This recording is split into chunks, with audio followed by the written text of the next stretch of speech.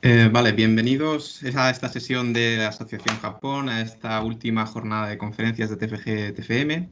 En esta jornada de conferencias tendremos a tres ponentes que nos expondrán sus trabajos sobre sociología del Japón actual. Y yo voy a presentar esta jornada de conferencias. Soy Salvador Valera y soy vocal de la Asociación Japón. Antes de nada, quería deciros que esta conferencia se va a grabar, así que cualquier persona que no desee salir en ella siempre va a tener la opción de quitar la cámara, ¿vale? Y para el tema de las preguntas, vamos a hacer una cosa. En cualquier momento podéis poner vuestras preguntas por el chat y al final de las conferencias lo que haremos será hacer un turno de preguntas donde podéis enunciar tanto por voz, vídeo, etcétera, etcétera, a los conferenciantes vuestras preguntas, inquietudes o reflexiones. Y también podremos leer las preguntas de aquellas personas que no se sientan tan confiadas o tan dispuestas a hablar en público para que todos podamos tener esa posibilidad de participar. Bien, las jornadas van a estar estructuradas de la siguiente forma. Cada ponente va a tener aproximadamente unos 20 minutos para hablar y al final, como os acabo de comentar, vamos a tener ese turno de preguntas de más o menos pues, unos 20 minutos, media hora de duración, en la que cualquiera que desee abandonar las jornadas en cualquier momento que se sienta totalmente libre, que aquí no pasa nada, no vamos a castigar a nadie por ello. Bueno, el primer ponente de hoy se llama Jaime Hidalgo, lo tenemos aquí en pantalla, y nos va a hacer una exposición sobre el veganismo en Japón, titulada Veganismo en Japón, factores que limitan su crecimiento. Por leer algunos trozos del extenso currículum de alguien también joven como Jaime Hidalgo, es graduado en Comunicación Audiovisual por la Universidad Complutense de Madrid y graduado en Estudios de Asia y África en la modalidad, de árabe, chino y japonés por la Universidad Autónoma de Madrid. Realizó una estancia de estudios en la Universidad de Waseda, en Tokio, con el programa de intercambio de estudiantes a través de convenios internacionales de la UAM y ha realizado también prácticas en la sección política de la Embajada Española en Tokio. Actualmente estudia el máster universitario en Antropología de Orientación Pública por la UAM y es becario de formación en el Centro de Investigaciones Sociológicas, el CIS. Así que cuando quieras, Jaime, adelante. Bueno, pues buenas tardes.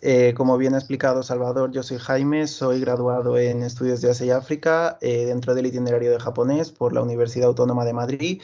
Cuando cursaba dichos estudios de grados también realicé una estancia de estudios en la Universidad de Waseda de Tokio y actualmente, y también durante dichos estudios de grado pues fui becario, ¿no? Realicé mis prácticas profesionales en la sección política de la Embajada de España en Tokio.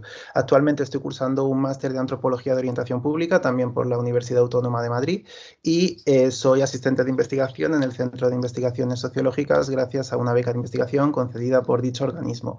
Voy ahora mismo a compartir la presentación, espero que no haya ningún problema. A ver.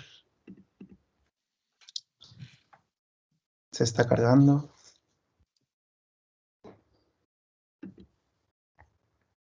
Vale, se ve, ¿verdad?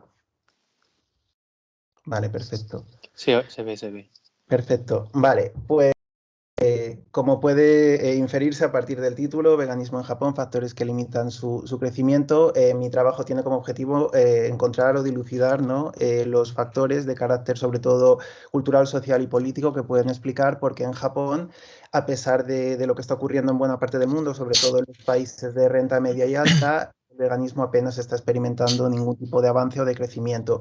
También, como breve puntualización inicial, también quería decir que si bien, mi trabajo de fin de grado era pues de una extensión considerable, he tenido que dejar varias cosas en el tintero, ¿no? He tenido que reducir un poco el contenido de cara a la presentación y sobre todo a ceñirme al tiempo estipulado. Entonces va a salir una versión más completa que la presentación en el próximo número de la revista Siadémica, que va a salir previsiblemente el mes que viene. Entonces, por si a alguien le interesa conocer más del tema, pues puede leer el artículo. Vale. Bueno, antes de empezar, bueno, sería conveniente, ¿no? Puntualizar qué entendemos, ¿no? Qué definimos como veganismo, porque, bueno, una búsqueda rápida y fácil en Internet ya nos puede llevar a definiciones, pues, muy distintas entre sí o incluso contradictorias, sabiendo quienes definen el veganismo como un modo de vida, otras fuentes lo califican simplemente como una dieta y hay incluso, pues, quienes lo vinculan a cuestiones tan etéreas como podrían ser la espiritualidad o incluso la magia, ¿no? Entonces, un poco de cara a lidiar con esta falta de consenso, pues decidí ceñirme a la definición dada por The Vegan Society, por ser la asociación vegana más antigua del mundo y una, pues sin duda, de las más prestigiosas. El veganismo, según ellos, aparece definido como un modo de vida que promueve no participar, tanto como sea posible, de cualquier forma de explotación o crueldad hacia los animales, ya sea por motivos de alimentación, vestimenta o cualquier otro. Esto es importante porque, bueno, aunque la presentación no tiene tantas implicaciones, el hecho de que entiendan, ¿no? Que el veganismo es un modo de vida, una postura ética que no solamente se limita a la alimentación, no se trata solo de sustituir unos alimentos por otros, sino que es más, pues es un compromiso, una postura ética hacia los animales, es algo que he tenido presente, ¿no? En todo el trabajo y entonces pues era necesario hacer esta puntualización. También hay que decir que un poco de cara a ser pragmático y a poder ser práctico, de cara a desarrollar el trabajo, pues bueno, me centré sobre todo en la parte de la alimentación en detrimento de las otras, porque bueno, es la parte, por así decirlo, más conocida o más representativa actualmente, ¿no? Del veganismo. Bien, como he dicho anteriormente, pues el veganismo está experimentando un notorio crecimiento en la mayoría de los países de media y alta en el mundo durante los últimos años, la última década, y así lo reflejan, ¿no? Algunos científicos sociales, algunas fuentes a las que aludí en mi trabajo. Algunos incluso lo señalan como uno de los movimientos sociales más importantes de la última década en el mundo. Sin embargo, Japón parece haberse mantenido totalmente al margen de esta tendencia. Si bien sería difícil no cuantificar de alguna manera precisa cómo el veganismo evoluciona en Japón o en otros países, ya que, como es lógico, no existen censos ni registros de personas orientados a este fin, no hay un censo de personas veganas como tal. Sí que hay varios indicadores que nos pueden indicar cómo evoluciona este movimiento y en Japón, concretamente, bueno, me refería a varias cuestiones, pero si tuviera que elegir una sería como Beyond Meat, que para quien no la conozca es la marca de carne vegana por excelencia. Desde luego yo me imagino, vamos, considero que es la más famosa del mundo y también supuso todo un antes y un después, ¿no? Del veganismo, sobre todo dentro del mundo financiero. Pues bueno, a pesar del éxito que estaba experimentando en buena parte del mundo, justo cuando se iba a lanzar en Japón en agosto de 2019, muy poco tiempo antes del lanzamiento, de manera muy abrupta, pues se canceló dicho lanzamiento y la empresa comercial que era la encargada del lanzamiento de esta carne vegana en Japón, pues no dio ningún tipo de explicación. Entonces, bueno, diversos periodistas razonaron este hecho argumentando que en Japón pues no tenía sentido lanzar este producto porque las dietas, el modo de vida vegano tiene muy poco recorrido, ¿no? Y de hecho, bueno, como ahí cito a través de Mitsuda Tatsuya, que es especialista en historia de la alimentación japonesa, él explica cómo muchos vegetarianos occidentales expresan sentimientos de frustración ante la falta de opciones sin carne en Japón, siendo casi imposible para los veganos encontrar un lugar en el que poder comer. Bien, centrándome ya en la metodología del trabajo, bueno, aquí un poco la desarrollo. En primer lugar, realicé una revisión bibliográfica, centrándome sobre todo en las tendencias culinarias y en los distintos discursos sobre la alimentación en Japón, así como sus implicaciones culturales, sociales y políticas, teniendo siempre presente que diversas narrativas o diversos discursos que existen sobre la alimentación en Japón y realmente en cualquier parte del mundo, más que responder sobre todo a cuestiones nutricionales o a buscar una mejoría en la salud, muchas veces pues tienen ciertas implicaciones culturales y políticas y pueden responder a los intereses de determinados actores, ¿no? También, por otro lado, realicé un análisis del discurso de un total de 15 revistas y publicaciones japonesas relacionadas con temáticas pues, como la nutrición, el veganismo, modos de vida y temas similares, sobre todo para ver qué imagen, ¿no? ¿Qué mensaje recibe la sociedad japonesa sobre el veganismo y sobre otras cuestiones afines, ¿no? Y cómo ello puede influir o no, o puede constituir, o cómo ahí pueden estar encerrados ciertos factores determinantes a la hora de explicar porque el veganismo no está experimentando porque no está creciendo en Japón. Por otra parte, bueno, realicé también 3 entrevistas semiestructuradas con 3 profesionales vinculadas al mundo del veganismo en Japón. 2 de ellas fueron realizadas a 2 trabajadoras de la asociación vegana, que está recogida como una organización sin ánimo de lucro, Vege Project Japan, y por otra parte a una trabajadora, una camarera del restaurante con opciones veganas del barrio de Asakusa de Tokio, llamado Sekai Café.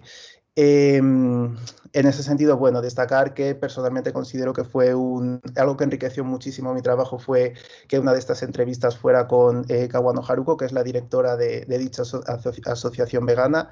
Es la asociación vegana más destacada de todo Japón y de hecho, bueno, ha sido la primera y la única que ha impulsado una certificación vegana, ¿no? Que aparece adjunta, aparece junto con muchos productos veganos que se venden en Japón, a pesar de que no hay muchos, pero bueno, la mayoría o buena parte de ellos sí que usan esta certificación vegana, cada vez se está extendiendo más su uso y de hecho, bueno, lo usan cadenas tan importantes como 7-Eleven, entonces, bueno, que ella compartiera conmigo su experiencia y sus opiniones sobre este tema, pues digamos que me ayudó bastante y estos 3 puntos de la metodología los utilicé como base teórica y a través de ellos, pues esgrimí mis hipótesis que fueron posteriormente validadas o refutadas. Eh, según la hipótesis, gracias a un cuestionario que desarrollé y que realicé ya desde España, porque bueno, las entrevistas las pude realizar mientras estaba en Japón, las encuestas las realicé desde España mediante medios telemáticos, partí de un tamaño teórico de la muestra de 120 encuestas, pero bueno, al final tamaño real 117, fueron realizadas entre el 27 de marzo y el 16 de abril de 2020. Bien, pues un poco, bueno, a raíz de dicha revisión bibliográfica pude articular, por así decirlo, lo que sería un breve recorrido sobre el consumo de carne en Japón, ¿no?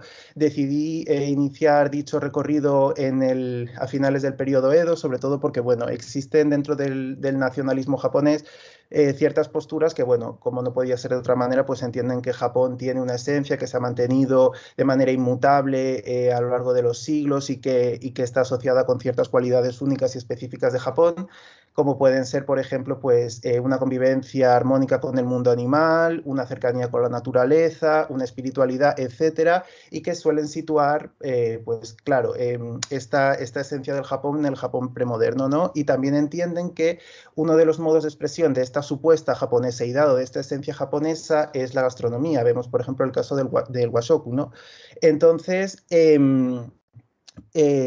pues de cara un poco a analizar estas posiciones y sobre todo ideas que hay relacionadas con la misma, que entienden que en Japón, en ese sentido, sobre todo por esta espiritualidad, convivencia armónica con el mundo animal y demás, no se consumía prácticamente carne o no se consumía carne, todos los japoneses prácticamente defienden que eran vegetarianos, hasta el comienzo del periodo Meiji, pues decidí situar el inicio de mi análisis, ¿no? De mi revisión bibliográfica a finales del periodo Edo. Y al contrario de lo que se cree, durante el periodo Edo, aunque sí que es cierto que había ciertas limitaciones y ciertas prohibiciones sobre el consumo de carne, la práctica no tenía un efecto coercitivo real.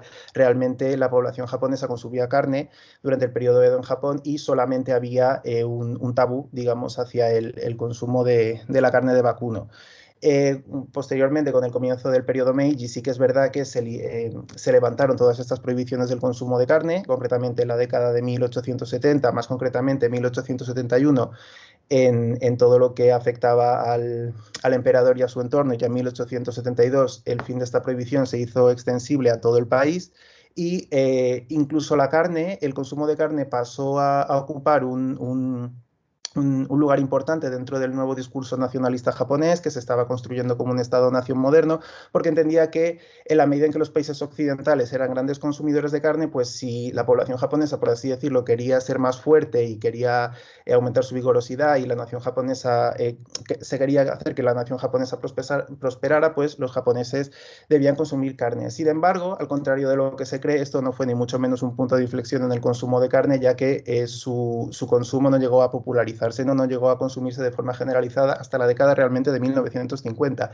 Y esto, haciendo otra vez referencia a Mitsuda Tatsuya, que mencioné previamente, él distingue dos corrientes, ¿no? Que existieron en Japón hasta el final de la Segunda Guerra Mundial y que pueden explicar esto. Por un lado, un vegetarianismo de estilo occidental y por otro lado, un vegetarianismo nacionalista. En lo que respecta al vegetarianismo de estilo occidental, pues bueno, sus principales, digamos, miembros eran personas influidas por los movimientos de izquierda occidentales, como el socialismo, el comunismo, que entendían que en la medida en que se quería construir una sociedad más equitativa, más justa y más inclusiva con los, por así decirlo, los sujetos subalternizados, pues entendían que no veían motivo porque esto no se pudiera hacer extensible también a los animales. Es decir, construir una sociedad más justa y equitativa, no solo entre las relaciones de distintos grupos humanos, sino que creían que esto también podía ser extensible en tanto que los seres humanos también se relacionaban, ¿no?, con otras entidades y otras formas de vida. Sin embargo, bueno, no conviene en ningún caso sobrevalorar el impacto que este vegetarianismo de estilo occidental puede haber tenido en Japón, ya que si bien es cierto que, eh, digamos, tuvo un recorrido fructífero, pero fue realmente corto porque en la década de 1910 ya casi todos los movimientos de izquierda en Japón, socialismo y comunismo, que habían tenido mucha fuerza o una fuerza relativamente importante las décadas anteriores, pues habían sido ya duramente reprimidos por el poder político. Y el vegetarianismo nacionalista, como no podía ser de otra manera y por cuestiones obvias, fue visto con mucha más simpatía por las élites políticas del momento, entendía desde unos postulados totalmente distintos, pero también entendía que Japón tenía una cultura, digamos, una tradición culinaria única, que destacaba por una gran presencia de verduras, al contrario que los países occidentales, y que gracias a ello, pues Japón había conseguido ganar las guerras contra China y Rusia y que estaba convirtiéndose en una potencia tan destacada dentro de Asia, ¿no? Y entendían que el vegetarianismo japonés era mucho más sofisticado y de una exquisitez o de una calidad mucho mayor que el vegetarianismo occidental, que entendían que era mucho más burdo. En cualquier caso, cabe destacar que aquí no hay una postura ética de defensa de los animales, sino que es más bien una postura nacionalista y que tampoco defendían un consumo, por así decirlo, estricto de verduras o de frutas, vamos, de productos no de origen animal, ¿no? Ya que también defendían, pues bueno, defendían el consumo de marisco porque entendían que esta también era una seña de identidad de la gastronomía japonesa. Bien, con el fin de la guerra, como no podía ser de otra manera, pues esta expresión, esta forma de expresión ultranacionalista junto con todas las demás quedaron prohibidas y fue ya desde la década de 1950, debido a diversos factores, cuando el consumo de carne pues sí que empezó a generalizarse. Por un lado, algo obvio, ¿no? El aumento de poder adquisitivo de la población hizo que pudiera tener acceso a alimentos que eran más caros y que estaban considerados de más calidad las décadas anteriores, pero que mucha gente no podía asumir económicamente. Pero por otro lado también ciertas tendencias socioculturales, como puede ser por un lado el éxodo rural. Muchas personas pasaron de vivir del mundo rural a las grandes ciudades, y ahí sí que encontraron restaurantes, sobre todo de comida americana o bueno, de otros tipos de gastronomía occidental, donde sí que pudieron consumir platos con carne y llegaron a conocer más, ¿no?, este tipo de alimentación. También otra serie de factores, ¿no? Por ejemplo, el desarrollo de los, digamos, de los electrodomésticos que permitían, pues la carne requiere, ¿no?, tiene unos requisitos, digamos, más estrictos de cara a mantenerla en casa más que las verduras. Entonces, bueno, el hecho de que hubiera nuevos frigoríficos y demás y nuevos aparatos, nuevos electrodomésticos que permitieran conservar la carne durante más tiempo y demás, pues bueno, esto también ayudó a su popularización y a su consumo generalizado. Y de hecho, bueno, ahí veis, ¿no?, la foto de McDonald's. El primero en Japón abrió en 1971, lo hizo de una manera relativamente discreta, solo con 5 restaurantes en todo Japón, y ya para 1984 McDonald's era el restaurante con más beneficios, la cadena de restaurantes con más beneficios de todo Japón, algo que, bueno, es cuanto menos notorio, ¿no? Pero claro, también junto con este movimiento empezó a surgir, y de hecho es un movimiento que sigue estando presente en Japón, un movimiento reaccionario, ¿no? Que de alguna manera buscaba, pues, reivindicar la auténtica, o lo que entienden como la auténtica cultura culinaria japonesa, frente a lo que definen como una injerencia culinaria extranjera, ¿no? En el sentido que entienden que el verdadero modo de vida japonés está, pues, vinculado a lo campestre, a lo rural, es lo que verdaderamente representa Japón, vinculado por supuesto a una agricultura propia, a un consumo de productos locales, productos orgánicos, en donde la verdura pues tiene digamos, una presencia mucho mayor que la carne. Y esto ha surgido de alguna manera, ¿no?, también vinculado a ciertas ideas nacionalistas como un movimiento reaccionario, ¿no?, que reivindica pues lo que entienden ellos que es la gastronomía japonesa frente a otras tendencias culinarias extranjeras. Y esto pues sí que está teniendo cierta importancia también en Japón durante las últimas décadas. Bien, bueno, por otro lado, lo que respecta al análisis de revistas, digamos que dividí las revistas en varios grupos, pero bueno, no puedo entrar muy en detalle por cuestiones de tiempo ahora, pero bueno, puedo resumir. La práctica totalidad de revistas de salud y nutrición, modos de vida, embarazo y cuidado de bebés coinciden en que la verdura, y esto están, digamos, hay un consenso generalizado, ¿no? Las verduras son más saludables que la carne, pero entienden que consumir carne, aunque sea en pequeñas cantidades, es necesario para llevar una vida sana, es decir, es irrenunciable. Y de hecho, bueno, en todas las revistas que analicé había diversos planes, ¿no?, para llevar una vida sana, una nutrición equilibrada y demás, y siempre la verdura tenía muchísima mayor presencia que la carne, pero entendían que la carne, que consumir proteína de origen animal, pues que era algo irrenunciable y que bajo ningún caso debía dejarse de hacer si no se quería enfermar, ¿no? Y luego, por otro lado, otro mensaje, otro elemento también importante dentro de, más concretamente, que aparecía dentro de las revistas de modos de vida, es la idea, ¿no?, de la defensa de modos de vida naturales, un poco vinculado a la tendencia que estuve señalando anteriormente. Hay como una cierta añoranza del mundo rural, sobre todo porque, bueno, con un éxodo rural tan importante que experimentó Japón, y de hecho ahora mismo en Japón pues el 90% de la población vive en núcleos urbanos, pero claro, durante los años, sobre todo las décadas 60 y 70, muchas personas que ahora viven en grandes urbes en aquellos momentos todavía no habían abandonado su pueblo de origen, ¿no? Entonces sí que hay esta añoranza y este anhelo, ¿no?, de poder regresar al mundo rural y estos modos de vida que se entienden como más puramente japoneses. Entonces, bueno, este es otro elemento que también estaba presente en muchas revistas. Bien, centrándome ya en la parte de las entrevistas, bueno, como señalé previamente, dos de ellas, bueno, fueron realizadas el 29 de noviembre de 2019 de manera presencial, todavía no había COVID y yo estaba en Japón. Dos primeras entrevistas realizadas el 29 de noviembre de 2019 en la sede de BG Project Japan en Tokio. Ahí me atendió personalmente primero Kawano Haruko, quien me destacó, pues bueno, la importancia y la utilidad de lo que algo que mencioné previamente, ¿no?, de haber creado la primera certificación vegana de Japón como un indicativo que a los consumidores le vale como, hasta cierto punto, como una señal de calidad, ¿no? Ven que si el producto está catalogado como vegano y que hay digamos, un icono o un elemento que lo distingue como tal, pues bueno, que esto da cierta sensación de calidad. También ayuda a las personas veganas de Japón, aunque en su mayoría son residentes extranjeros o personas extranjeras de paso, pero bueno, ayuda a identificar el producto como tal y es una señal también de fiabilidad de que el producto va a ser vegano. Y también me señaló la importancia de su otro gran proyecto, que es Vegemap, que bueno, es un mapa, es un proyecto que están desarrollando en Tokio y en Kioto, un mapa que aúna todos los restaurantes o los establecimientos de alimentación vegano en ambas ciudades, que también pues ellos distribuyen pues en sitios como oficinas turísticas y demás, a lo que también ayuda, ¿no?, a la difusión del veganismo en Japón y que es uno de los objetivos de esta asociación.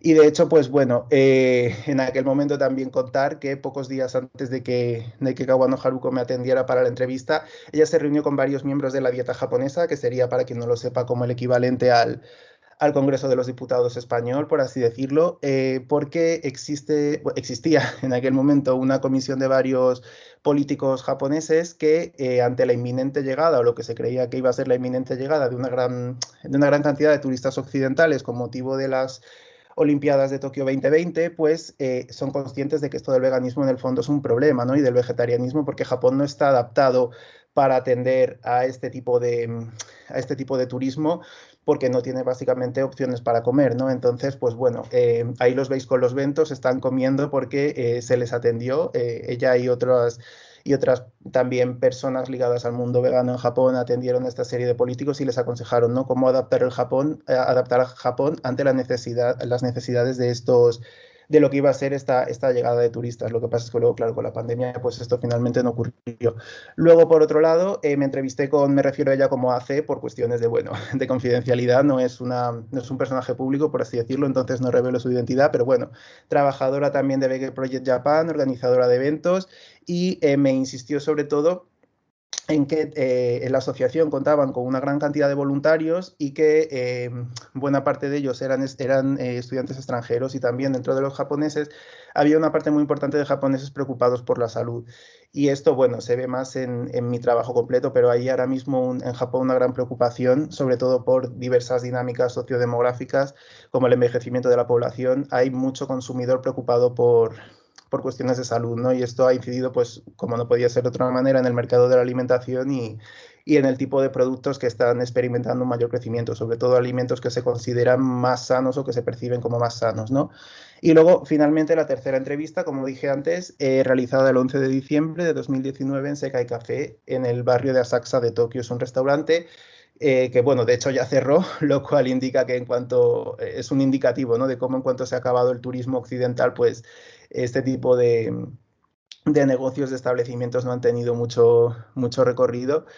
Es un restaurante que, bueno, tiene opciones halal, opciones vegetarianas y también opciones veganas, ¿no? Y su camarera, me refiero a ella como KA, me insistió en que, bueno, que era un restaurante, la filosofía del restaurante era una cocina inclusiva con otras culturas, otros modos de vida, como pueden ser, por ejemplo, las personas musulmanas en Japón. Y entonces, claro, en ese sentido esto también incide, ¿no?, en que se perciba el veganismo como algo extranjero. Ella me insistió mucho en esto, y también lo estuvo hablando, ¿no?, con su jefe, vamos, con el encargado del restaurante, que la idea era dar ayuda y dar soporte a personas extranjeras. No se entiende como que el veganismo encaje, ¿no?, con el modo de pensar o el modo de vida japonés, se ve como algo foráneo necesariamente. Bien, y ya por último, bueno, conclusiones del trabajo. Estas conclusiones han sido extraídas a partir de los resultados de las encuestas, ¿no?, y del cruce de las variables que me permitió ver, pues bueno, un poco cuál sería el perfil del consumidor, un poco, bueno, por supuesto, los factores que explican el no crecimiento del veganismo en Japón, y también en caso de que llegase a crecer, pues qué tipo de consumidor o qué tipo de perfil de persona pues sería quien apoyaría este crecimiento, ¿no? Entonces, bueno, digamos que pude validar mis hipótesis en base a lo que había estado construyendo previamente. Existe un amplio desconocimiento acerca de qué es el veganismo. Solo un 33% de los encuestados lo identificaron de manera correcta, y algo también importante, sobre todo de cara a ver qué perfil de personas están más o menos interesadas en el veganismo o serían más o menos proclives a apoyarlo. En Japón, ningún encuestado de 65 años de mayor edad supo identificarlo correctamente. Esto es importante. También, por otro lado, un 89% de los encuestados se mostró de acuerdo, hasta cierto punto de acuerdo, con la idea de que es necesario consumir carne para llevar una vida sana. Como expliqué previamente, ¿no?, esto es un mensaje que está muy presente en muchas publicaciones, muchas revistas japonesas que leí, y en Japón existe esta creencia, está muy generalizada. El 62% de los encuestados expresó estar de acuerdo, hasta cierto punto de acuerdo, con la idea de que el total rechazo al consumo de carne es propio de grupos extremistas, y esto, bueno, se explica sobre todo por como en Japón diversas sectas budistas, diversos grupos budistas que incluso han participado, pues, en incidentes tan importantes, ¿no?, como el del gas sarín, el atentado de gas sarín del metro de Tokio de 1995. Sus miembros no consumían carne, consumían en su lugar proteína vegetal. Entonces, claro, esto también influye.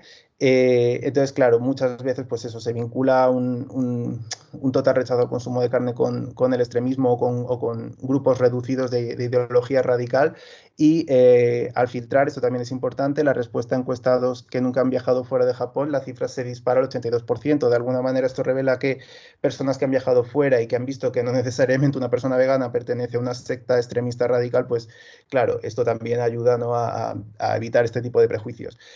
Por otra parte, el 66% de los encuestados se mostró de acuerdo, o hasta cierto punto de acuerdo, con la idea de que el veganismo encaja más con el modo de pensar y las costumbres de países extranjeros, algo a lo que he hecho ya referencia en la diapositiva anterior. Y por último, de cara un poco a construir el perfil, ¿no?, de consumidores que podrían impulsar el veganismo en Japón, sobre todo personas jóvenes, personas urbanas, También, aunque no lo recojo en la diapositiva, pero incidía mucho el hecho de haber viajado fuera de Japón y de alguna manera tener en ese sentido pues quizá menos prejuicios.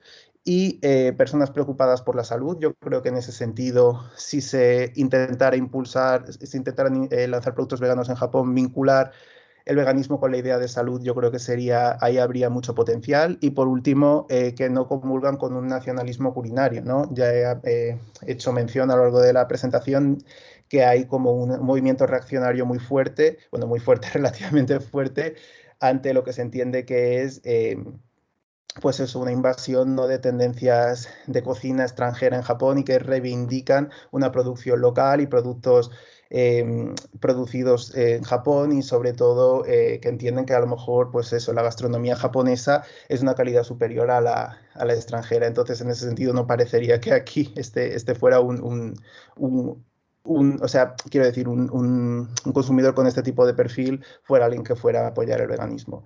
Y bueno, pues eso sería todo. Muchas gracias por vuestra atención. Bueno, muchas gracias a ti, Jaime, por la conferencia, que ha sido muy buena, desde luego. Y bueno, vamos a pasar ya al segundo ponente. Recordad que las preguntas la podéis dejar por chat si no queréis hacerla por voz luego en el turno de preguntas. Y luego iremos leyendo tranquilamente todas las preguntas que tengáis para el primer ponente. Disculpa, Bueno, no, nuestro segundo... perdón, no sé si me podrías indicar cómo quitar. Es que estoy. Ah, vale, dejar de presentar. Vale, vale. Nada, gracias. Bueno, nuestro segundo ponente se llama Iván Gacimartín, lo tenemos ya en pantalla, y va a presentar su tema titulado Procesos de construcción identitarios en los jóvenes del Japón contemporáneo, los Fritters. Iván Gacimartín es graduado en estudios de Asia y África, de árabe, chino y japonés por la Universidad Autónoma de Madrid. También ha realizado un máster en antropología orientada al público por la Universidad Autónoma de Madrid y posee el certificado de profesor de español como lengua extranjera por el L Internacional. También realizó un intercambio en Japón en la Tokyo University of Foreign Studies y tiene experiencia como Spanish Assistant Teacher en la Tokyo University of Foreign Studies. Y bueno, también es otra cosa importante decir que ha sido miembro de esta casa de Asociación Japón. Bueno, pues muchas gracias por estar aquí, Iván, y adelante, ya puedes comentar. Hola, muy buenas tardes. Primero, dejadme que voy a poner la presentación, que creo que se me va a quitar la cámara. Un momento, a ver si consigo poner esto. Es que antes me dejaba compartir, pero ahora no encuentro...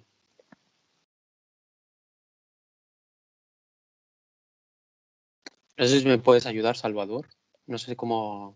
Es que yo soy malísimo en Teams. Creo que es Vara quien lleva todo esto. Sí, Pero... lo tienes en la parte superior, en el botón que está justo al lado del salir. Es que no tengo ordenador, estoy en la tablet, pero antes sí que me dejaba poner la presentación, pero ahora no.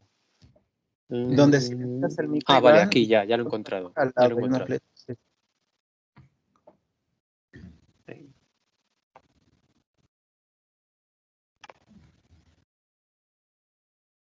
Vale, creo que ya se ve. Sí, Vale, sí se ve está. ya. Vale, perfecto.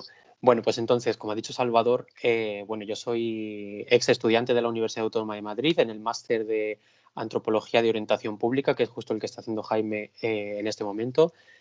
Y bueno, yo presenté este trabajo que vemos aquí en pantalla que se titula Procesos de construcción de nuevas identidades en la juventud del Japón contemporáneo y en específico me centré en el grupo social de los Fritters, que más tarde veremos de qué se trata. Vale. Primero, me gustaría empezar a hacer una especie de contexto histórico, ¿no?, para ver cómo aparece este grupo en la sociedad japonesa. Y es que durante todos los años 70, la verdad es que Japón era un país que dentro de lo que era la escena internacional gozaba de un prestigio, ¿no?, porque era un referente mundial en términos de desempleo y de crecimiento económico. Mientras que en el resto del mundo se veía como la situación económica iba empeorando por la subida de los precios del petróleo. A finales de los años 70, allá por 1977-78, el ministro de Comercio Internacional y de Exteriores, Sasaki Masumi, realiza un tour por diferentes países de productores de petróleo como son Nigeria, México o Irán para asegurar la producción el abastecimiento de petróleo al país ante lo que se creía que iba a ser una próxima crisis, ¿no? Y así fue como a partir del año 1979 comienza la crisis del petróleo en el ámbito internacional, ¿no? Y Japón ve sus espaldas salvaguardadas por estos países con los que habían firmado diversos contratos, ¿no? A partir de 1979 y para intentar recuperar un poco la situación, porque Japón sí que es verdad que también se había visto afectado por la crisis del petróleo, se crea un plan socioeconómico que dura unos 7 años, ¿no? Que va desde 1980 hasta 1979-1985 más o menos,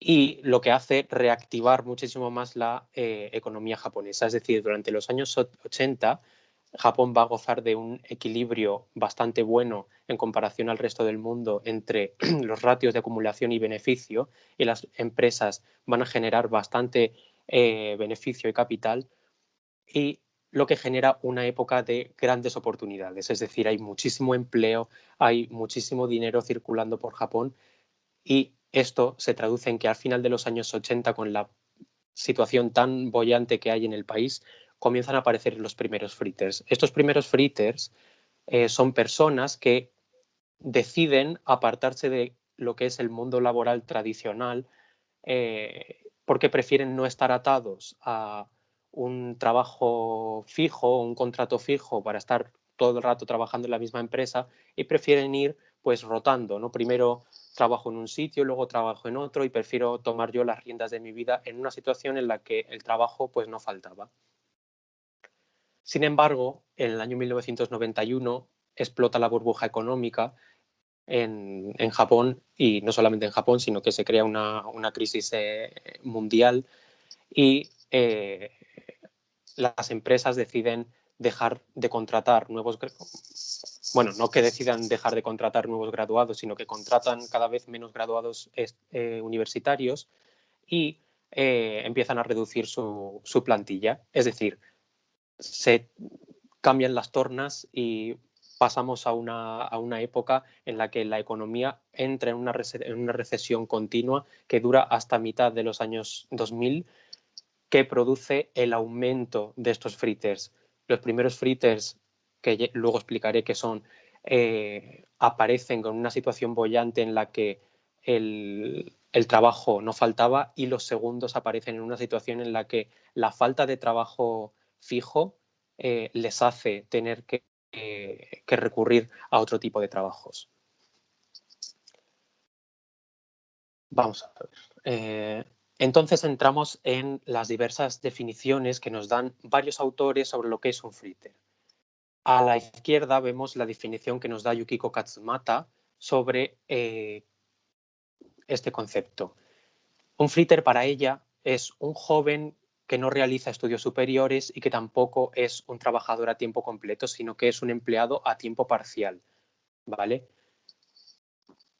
Esta de aquí sería una imagen que haría referencia a esta definición que nos da Yukiko Katsumata sobre lo que es un fritter. Aquí vemos a un chico a la derecha de la imagen, pues en su adolescencia, que está trabajando en una tienda de comida rápida, luego ya en sus 20 trabaja en una librería, en una gasolinera, en un bar sirviendo copas y tal, ¿no? Es una persona, ¿no? Entonces, que a lo largo de su vida o durante un periodo de tiempo va rotando de trabajo parcial en trabajo parcial sin llegar a tener un puesto de trabajo fijo, ¿no?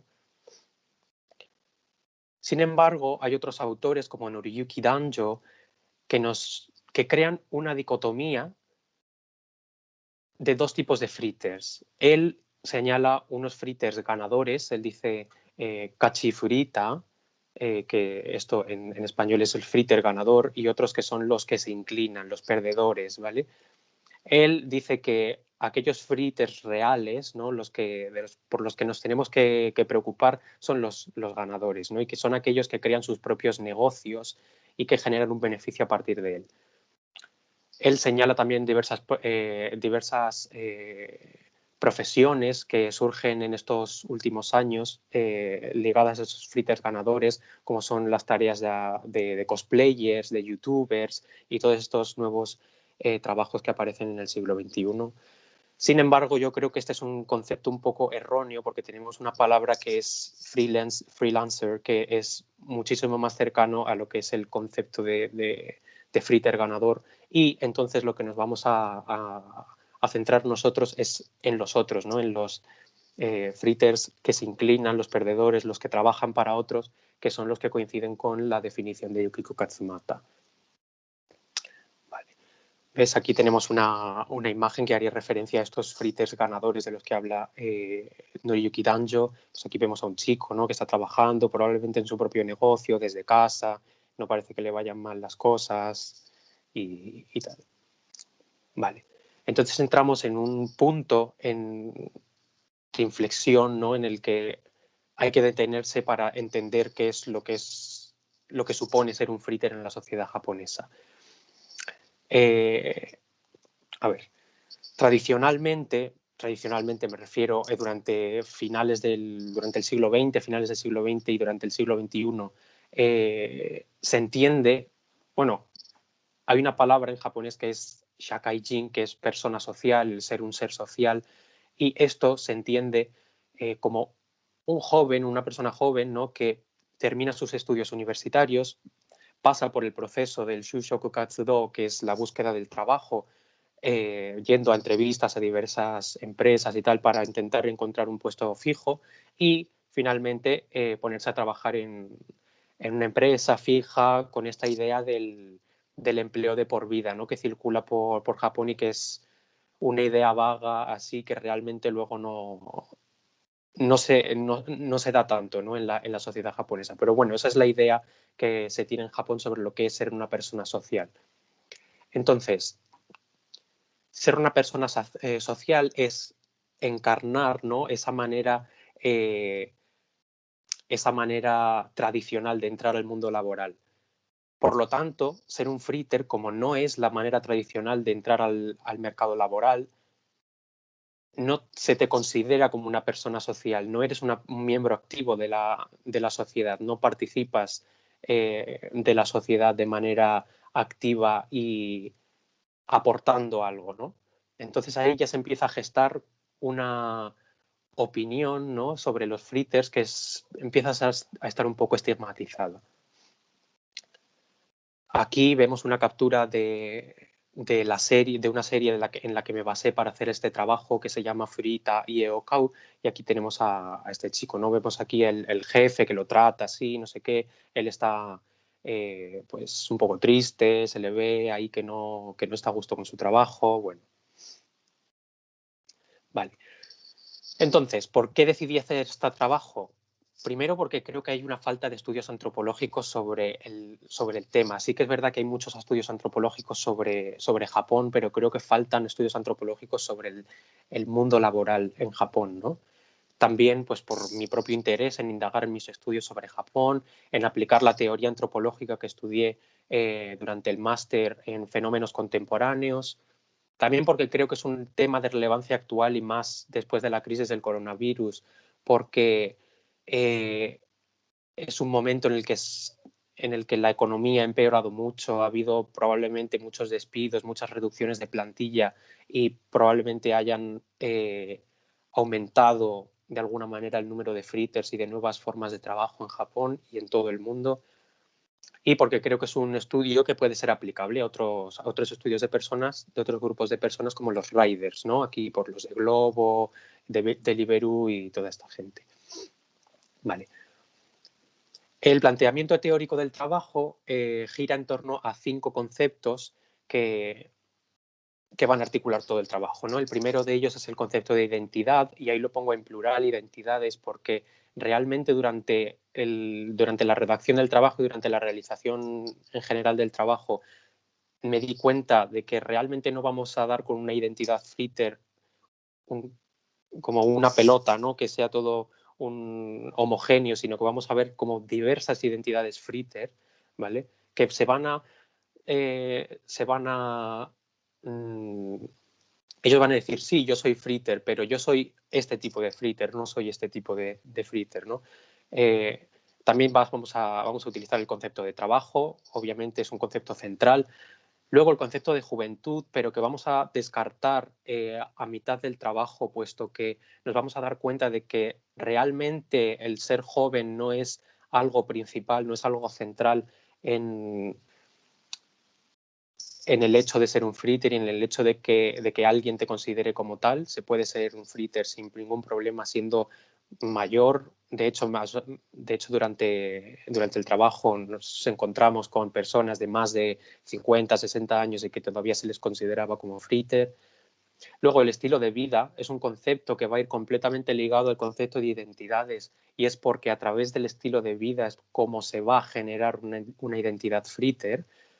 Y por último, el concepto de desindustrialización, porque es a partir de la desindustrialización japonesa y de los periodos de crisis que se dan a partir de los años 80 cuando empiezan a generarse estas nuevas formas de trabajo y estas nuevas identidades ligadas a la precariedad en este caso. En cuanto a la metodología, como ya he dicho antes, me basé al principio del trabajo para coger los primeros conceptos. Hice una visualización de esta serie que se llama Frita Ie o Kau, y en español un fritter compra una casa. Bueno, pues trata así, más o menos, siendo breves, sobre el chico este que tenemos aquí en el centro, que pues él tiene un trabajo normal y que por diversas circunstancias decide quitarse de su trabajo fijo y intentar encontrar otro trabajo. Sin embargo, las otras empresas, como ven que ha estado muy poco tiempo trabajando en la otra empresa, deciden no contratarlo y se ve abocado a convertirse en un fritter y a empezar a trabajar en trabajos a tiempo parcial, ir saltando de uno en otro, pese a la reticencia de su familia, ¿no? y a los malos comentarios de su padre en este caso. Por otro lado, también realicé una serie de entrevistas. En este caso, aquí vemos los nombres ficticios de las personas que entrevisté por motivos de privacidad.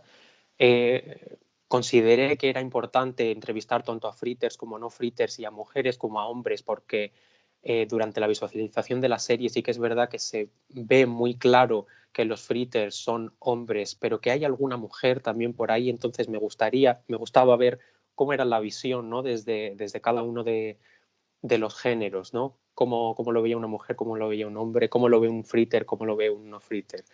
Sin embargo, no pude contactar con ninguna mujer fritter. Bueno, también es verdad que por las limitaciones del trabajo, la cadena de contactos, y porque me tocó hacer el trabajo también en plena pandemia y se paralizó todo. Durante las entrevistas surgieron varios temas muy interesantes, y es que muchos de los entrevistados llegaron a estas conclusiones, y muchas veces ellos coinciden, ¿no? en muchas de estas cosas que presento aquí. Y es que hay una centralidad bastante grande de la situación personal actual de cada persona y de que hay una serie de requisitos para llegar a ser un fritter. O sea, no cualquier persona puede llegar a ser considerada como tal. Hace falta, por ejemplo, el no estar estudiando, como hemos dicho antes, el estar en un trabajo a tiempo parcial, el no ganar también más de no sé cuánto dinero, porque ellos incurrían mucho en esto, en la precariedad, ¿no? En el cobrar un salario X. También es verdad que la precariedad y los fritter van a ir de la mano, como he dicho. No podemos entender que un fritter gane una cantidad inmensa de dinero. También es verdad que hay una opinión negativa generalizada sobre los fritters en la sociedad japonesa, que hay una confrontación de valores entre el discurso hegemónico y el discurso estigmatizado, que hay una diferenciación de tipos de fritters. Vamos a tener, por un lado, los fritters que deciden convertirse en ello porque ellos quieren.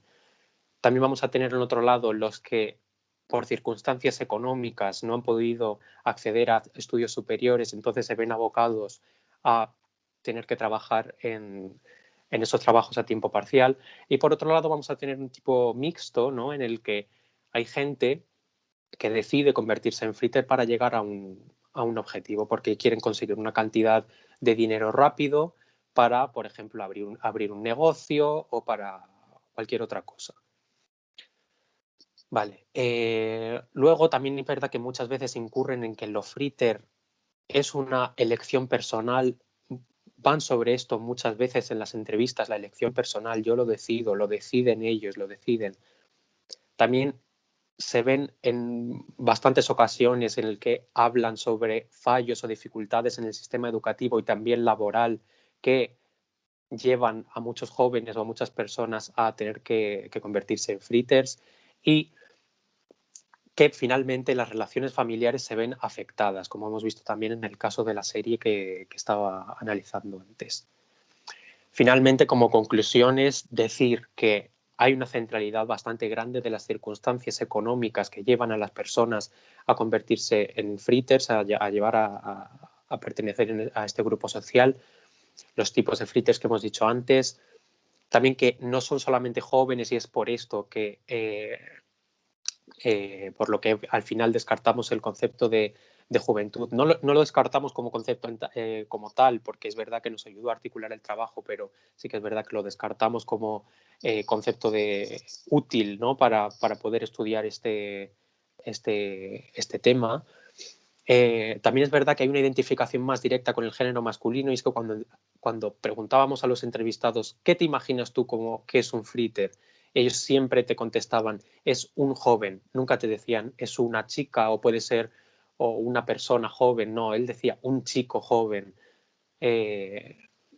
También la romantización de la precariedad, como hemos dicho antes, y es que muchos de ellos también llegan a decir es que yo vivo así porque yo quiero, porque yo soy feliz ganando poco dinero, pero comprándome las cosas que yo quiero y gastándome el dinero en lo que yo quiero, aunque no pueda permitirme muchas cosas en muchos sitios, aunque no pueda salir a no sé qué, aunque no tenga la misma vida que mis amigos, yo estoy bien así.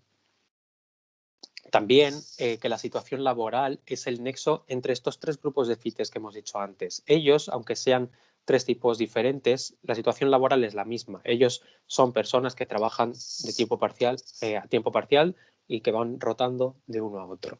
Entonces, su situación es el nexo entre los tipos y que es parte central de su identidad, a la vez que también su estilo de vida. Son personas que, como he dicho, tienen este tipo de trabajos y que tienen una vida que les permite hacer X cosas que si tuviesen otro tipo de trabajo podrían hacer otro tipo de cosas, a lo mejor gastándose más dinero o invitando a sus amigos a no sé qué, pero ellos, por motivos de elección propia o por otros motivos económicos, pues tienen un estilo de vida diferente. Finalmente, también que el concepto de fritter es una herramienta de visibilización de su situación en la sociedad japonesa y que buscan a través de ello un reconocimiento social dentro de la sociedad.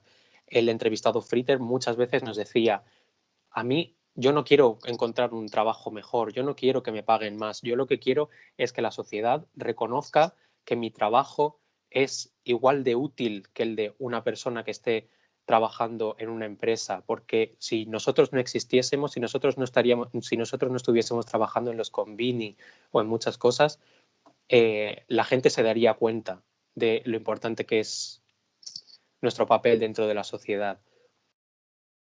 Como hemos dicho antes también, que hay una confrontación de discursos entre el hegemónico, que son pues, la generación anterior, y el estigmatizado, que es el que manejan pues, los fritters y muchos jóvenes que lo apoyan. Y por último, decir que la construcción de esa identidad pasa por diferentes elementos, como son el aprendizaje del término y de los estilos de vida y de lo que conlleva ser un fritter, la familiarización con todo este estilo de vida y la apropiación, ¿no?, de este estilo de vida, y por último la concienciación con su situación dentro de la sociedad japonesa y de las reivindicaciones, ¿no?, que hay hacia la sociedad. Y bueno, pues hasta aquí mi presentación. Espero que no haya habido muchas dudas. Si tenéis dudas, pues al final. Entonces, muchas gracias. Muchas gracias, Iván, por la presentación, que también ha estado genial, como lo de Jaime. Y vamos a pasar ahora al tercer ponente, Diego López. Y no sin antes recordad que podéis poner vuestras preguntas en el chat si os sentís más cómodos así y luego al final en el turno de preguntas pues iremos leyendo todas. Diego López nos va a hablar de un tema de bastante actualidad, que como ya sabéis, ayer se cumplió el aniversario de los 10 años del gran terremoto que sacudió las costas de Japón, el terremoto del 11 de marzo de 2011. Un terremoto que también tuvo muchas consecuencias incluso a nivel social. El tema de Diego será el movimiento social urbano pacifista de Fukushima, desde el traslado de la política nuclear al gobierno hasta el surgir de la sociedad civil japonesa. Bueno, muchas gracias, Diego, y cuando quieras puedes empezar. Pues muchísimas gracias por la invitación. El nombre es un poquito largo, pero teníamos que condensar un poco tantas ideas, ¿no? Tanta información en el título. Como bien has indicado, efectivamente da la casualidad de que junto con estas jornadas se cumplen ya los 10 años del terremoto en Fukushima y de todo lo que conllevó, tanto para Japón como para el resto del mundo y de la sociedad. Así que mejor que dar un repaso y ver cómo surgió. Dame un segundito. Perfecto. Este trabajo lo realicé como presentación de mi proyecto final allá en el 2016 en el Departamento de Ciencias Políticas, ¿de acuerdo? Junto con el Departamento dentro de Ciencias Políticas de Movimientos Sociales y Acción Colectiva. Por tanto, es un proyecto muy enfocado a una revisión bibliográfica de diferentes autores, entre ellos Castells, que nos tocó cerquita, y sobre todo ya de otros documentos, pues por ejemplo, ya lo iremos viendo el libro blanco de Japón respecto a las políticas nucleares, etcétera. Pero bueno, no adelantemos acontecimientos. Para empezar, me gustaría introducir el porqué de este proyecto. Todos más o menos, por lo que nos toca, hemos conocido de alguna otra forma o nos ha llegado un poco cómo es la sociedad japonesa. Estamos hablando de en torno al 2011. Sí que es verdad, me guardo esa carta de que desde el 2011 hasta ahora han pasado bastantes cosas, ha habido bastantes cambios a nivel social en Japón. Así que esto es un marco de lo que estaba pasando entonces. Primero tenemos una tradición pacifista que surge en Japón después de la Segunda Guerra Mundial. Esta tradición pacifista, no solamente por el rechazo a los conflictos bélicos o a la presencia bélica, sino prácticamente a cualquier tipo de conflictos, tanto en la esfera internacional casi como en la privada. Después tenemos muy pocos antecedentes históricos de ya pasada la Segunda Guerra Mundial, estamos hablando de los 50, 60, 70, muy poquitos antecedentes históricos de protestas y luchas sociales. Aquí en Europa, bueno, somos un poquito hijos de Kant y de Hume y sí que hemos visto a lo largo de nuestra historia pues, nuestros referentes. En Japón, no tanto. Por otro lado, lo que es un movimiento social. En Japón este tipo de movimientos o este apoyo ciudadano, la verdad es que brilla por su ausencia.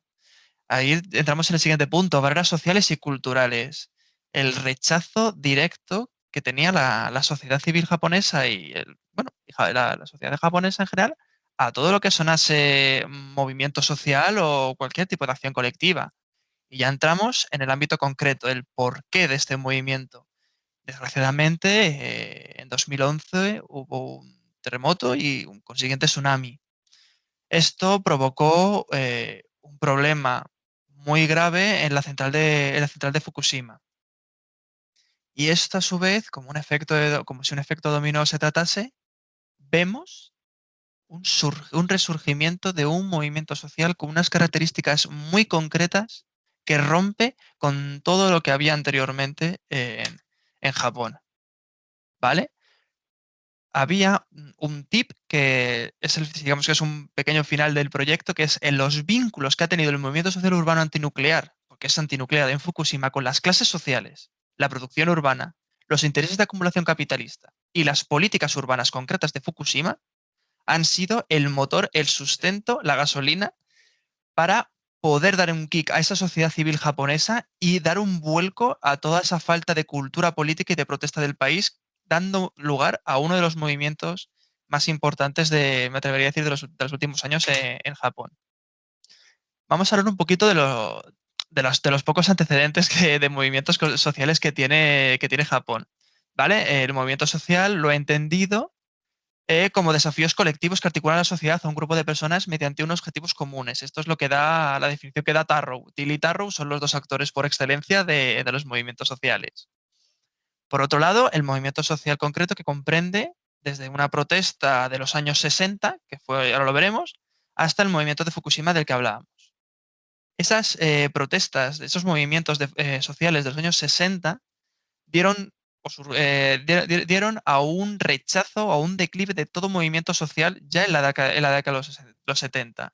Lo veremos más adelante, los movimientos estudiantiles, etcétera, al igual que, como comentaba nuestro compañero con el veganismo, automáticamente, por la violencia de las protestas y por el carácter, digamos, hostil de los estudiantes, se les catalogó como movimientos de ideologías extremistas y, por tanto, tarjeta roja, totalmente contrario a lo que ellos consideran sociedad. Por otro lado, ya en la década de los 90, un poquito enlazando e hilando con lo que decían otras presentaciones, entramos en la década de los 90, una crisis económica, una depresión económica. La sociedad civil se ve empobrecida y tiene una serie de problemas derivados de los núcleos urbanos. Por ejemplo, falta de espacio, por ejemplo, una gran demanda de energía. Esta gran demanda de energía, como sabemos en Japón, una de las cosas fundamentales que tiene para abastecer estos núcleos urbanos es la energía nuclear. Ya lo veremos. Luego, estos núcleos urbanos, junto con la depresión económica de la década de los 90, dio resultado a que muchos jóvenes estaban frustrados por falta de trabajo, etcétera, etcétera, que a su vez chocaba con esa falta de reivindicación pública. Había algunas protestas, digamos, muy anecdóticas por medio de música y danza a lo largo de 2008. Por ejemplo, la más sonada fue la cumbre del G8. Pero nada destacable o nada, pues, por ejemplo, digamos, con los índices de movilidad que tendría actualmente, por ejemplo, el 8 de marzo, el movimiento de la mujer trabajadora en el propio Japón. Por tanto, tenemos que tener en cuenta un marco de significación teórico para poder enmarcar este problema. Porque primero también tenemos un resultado de que estamos tratando conceptos asiáticos, conceptos japoneses, desde un punto de vista desde Occidente. Los autores que acabo de mencionar, Till y Tarrow, no dejan de ser personas o no dejan de ser estudiosos occidentales. Por tanto, siempre tenemos que tener esa doble rueda a la hora de elaborar nuestro discurso como bien pone en la conferencia, tratar de articular nuestra visión occidental con la visión oriental y encontrar un punto en común para poder explicar estas realidades. Primero, sociedad civil. El concepto de sociedad civil en Japón se traduce literalmente como Shimin Shakai, que es ciudadano y sociedad. Ahora bien, el concepto de ciudadano se entiende en Japón como aquella persona que participa en la sociedad civil y no como residente en una ciudad. En el Japón contemporáneo, ese concepto de civil se trata como un grupo reducido, elitista y precisamente compuesto por población nacional. Además, en Japón el concepto de sociedad civil estaba más basada y limitada y es un concepto relativamente nuevo. Por ejemplo, el momento más impactante de las manifestaciones es lo que hablábamos anteriormente, en los años 70, la manifestación de los estudiantes en la Universidad de Tokio, que esto dio resultado unas protestas en las calles y una violencia. Ahora mismo, en el contexto actual de Japón, la dificultad a la hora de crear asociaciones oficiales y una ausencia de estos incentivos para crearlas de forma jurídico-legal, que ya ahora veremos, surge una necesidad de una reorganización de la sociedad civil durante el año 2011. Los japoneses que habían sufrido el incidente de Fukushima, ya lo veremos, y un abandono, un sentimiento de abandono por parte de las políticas públicas, tanto de la prefectura de Fukushima como del gobierno de Japón, se les impedía o no tenían esas herramientas que, por ejemplo, nosotros consideramos básicas de huelgas y manifestaciones para poder transmitir su descontento. Por tanto, tenemos dos, digamos, pilares, una acción colectiva y una participación. En la acción colectiva, claramente, una marcada principalmente por la importancia del consumo colectivo, que hablamos anteriormente, que era el consumo energético. El estado avanzado con marcada sociedad de consumo energético, lo que decíamos. Y por supuesto, el problema natural, un terremoto en 2011 que trajo una preocupación sobre las centrales nucleares. De repente hubo algo que era tan obvio para el colectivo japonés, que era necesitamos centrales nucleares para poder abastecer nuestras grandes urbes, se rompe totalmente con esto. Surgen los movimientos anti-nuke. Y por supuesto, una participación, algo que es común en todos los movimientos sociales urbanos, independientemente de su ideología, es la participación ciudadana. Hablamos también de otro problema agregado, que es que el problema fue en Fukushima prefectura, pero es que la ciudad de Fukushima quedó arrasada. Entonces, la población urbana de Fukushima tuvo que trasladarse, tuvo que alejarse de su centro urbano. Se le estaba quitando una herramienta crucial para ser considerado movimiento social urbano, que es efectivamente tener urbe. Es un movimiento social urbano sin ciudad. Además, esta participación activa en personas de la tercera edad, dada por, digamos, recuerdo de las bombas atómicas de Hiroshima y Nagasaki, que marcaban fuertemente ese sentimiento de rechazo antinuclear. Los jóvenes, ya hemos visto anteriormente, que estaban totalmente estigmatizados. Todo movimiento social o protesta de joven tenía esa reminiscencia de esas protestas estudiantiles de los 70 y era totalmente rechazado por la sociedad civil. Nos encontramos en el 2011 que precisamente son los yayos, la tercera edad, quienes saltan a esa lucha social. ¿Por qué? Porque tienen la reminiscencia todavía de las bombas atómicas de Hiroshima y Nagasaki. Y aquí los podemos ver. Una gran participación mayoritaria de personas de la tercera edad. Dentro de estos movimientos, o para la configuración de estos movimientos, también necesitamos la identidad y la organización. Digamos que tras el accidente de 2011 y estas irregularidades que comentaba respecto a las políticas públicas del Estado, además, surgen estas reivindicaciones y se estima un nuevo modelo de vida social fuera de los peligros que conllevan las energías nucleares y su producción. Estamos ya en los inicios de un movimiento casi Green New Deal, solicitando energías limpias y sobre todo no nucleares. Se solicita el desmantelamiento total de las centrales nucleares. Figura del Hibakusha como señal de identidad. Hablaba anteriormente que eran los abuelos o las personas de la tercera edad que tenían la reminiscencia de Hiroshima y Nagasaki posterior al bombardeo atómico de Hiroshima y Nagasaki, aquellas personas que quedaron infectadas por la radiación o que tenían incluso contacto con familia, por familia o por laboral, con Hiroshima y Nagasaki eran marcadas. La palabra que utilizaban para marcar y estigmatizar a estas personas era así, hibakusha. Este movimiento social se apodera de esta palabra, hibakusha, y la lleva con orgullo para darle un resignificado positivo. ¿Con el objetivo de qué? Fácil, crear una conciencia social. ¿Queremos de verdad otro Hiroshima y Nagasaki, pero fuera del conflicto bélico? ¿Lo queremos? No, que no vuelva a pasar. Y ya entramos en las organizaciones, cómo se organizan, cómo se articulan estos movimientos para dar visibilidad al problema real que estaban teniendo en Fukushima. Mayor parte de la actividad que realizan los movimientos sociales en el siglo XXI depende sobre todo de una forma directa de organizaciones, tanto locales, regionales y nacionales. He comentado anteriormente que es que era un problema agregado porque no tenían ciudad. Además, a la incorporación a movimientos antinucleares y ecologistas, articularon la organización interna del movimiento permitiéndole trascender a sus fronteras locales. Si el problema, por ejemplo, es aquí en España está muy visto el problema de los alquileres, si el problema del alquiler está en las dos urbes, que es Barcelona y Madrid, el movimiento social urbano se va a quedar en Barcelona y Madrid. Porque, por ejemplo, en Huesca no creo que tengan ese problema de alquileres. Sin embargo, si estas protestas sociales se articulan con otros movimientos más grandes y más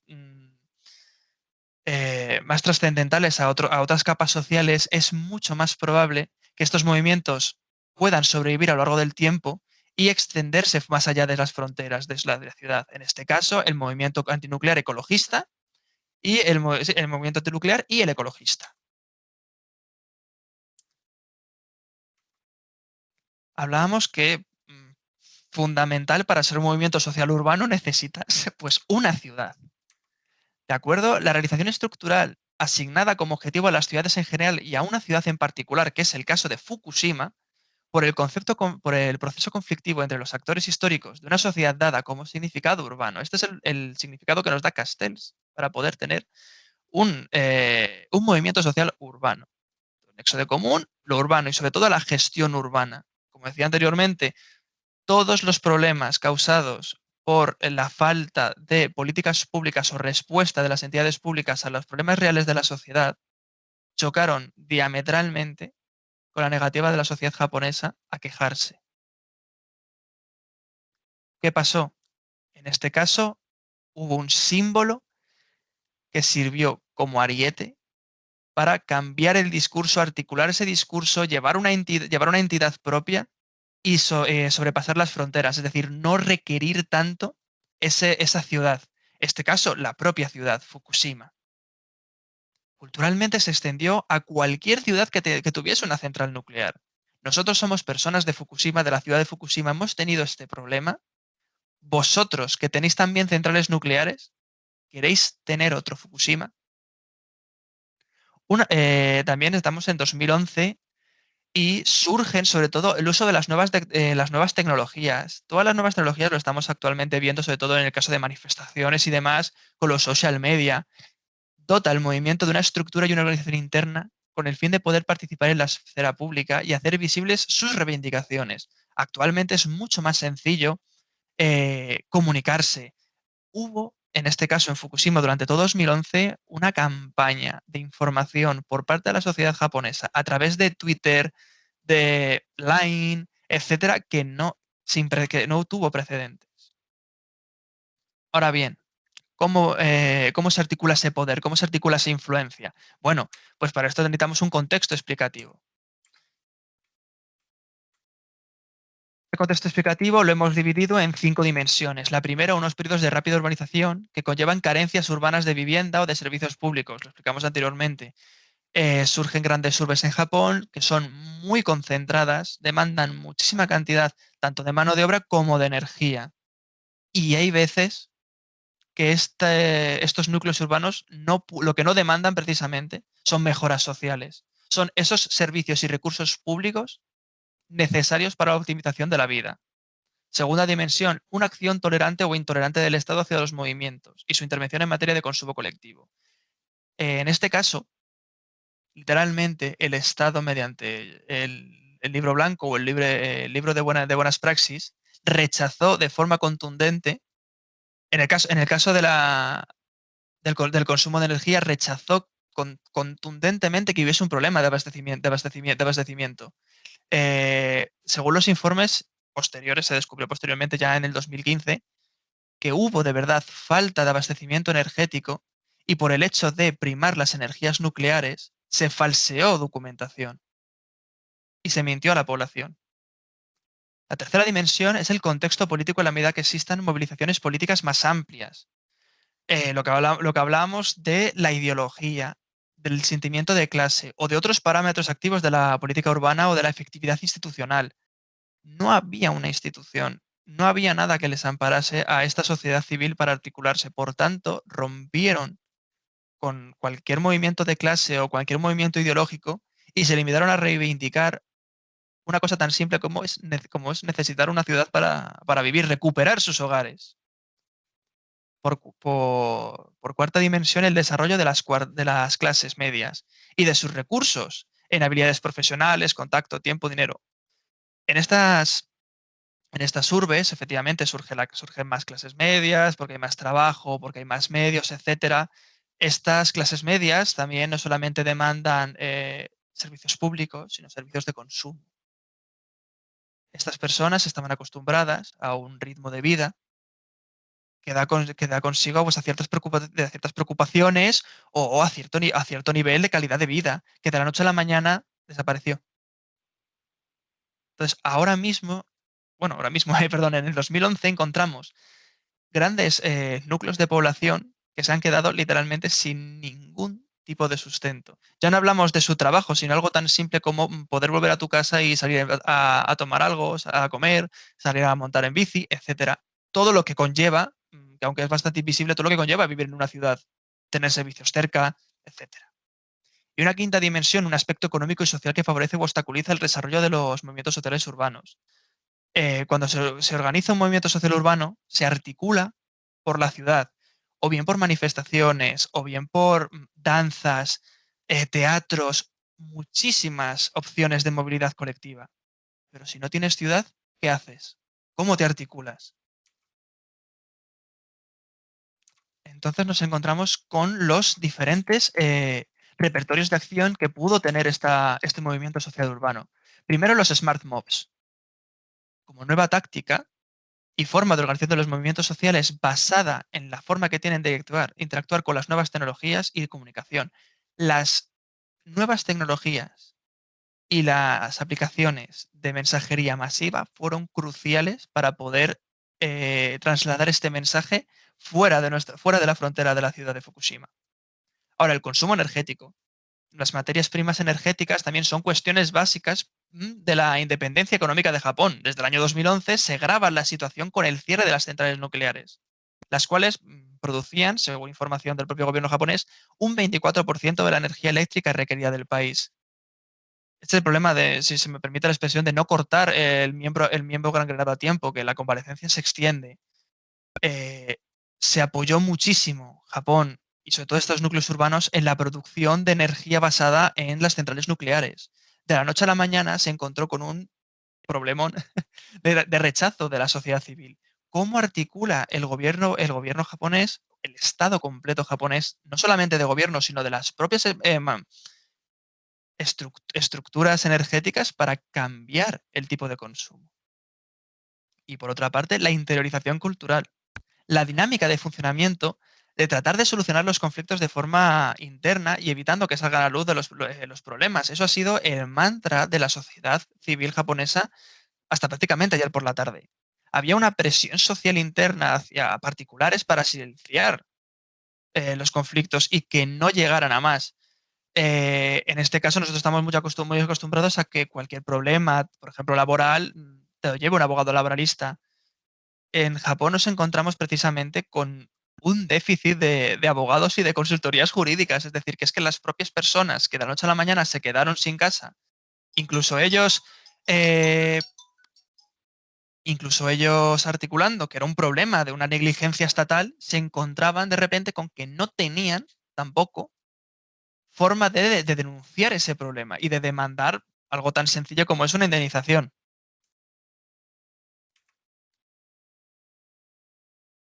Por tanto, por tanto encontramos los 4 puntos que hablaba Castells para poder articular un movimiento de sociedad urbana coinciden plenamente con el caso de Fukushima, que es la clase social, la producción urbana, los intereses de acumulación capitalista y la política urbana de Fukushima.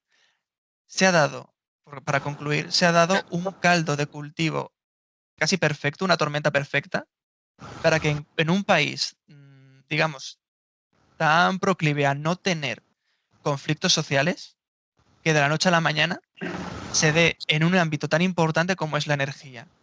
Y esto a fecha de hoy se sigue viendo, porque es un problema que todavía no ha conseguido articular el gobierno japonés una solución a la larga.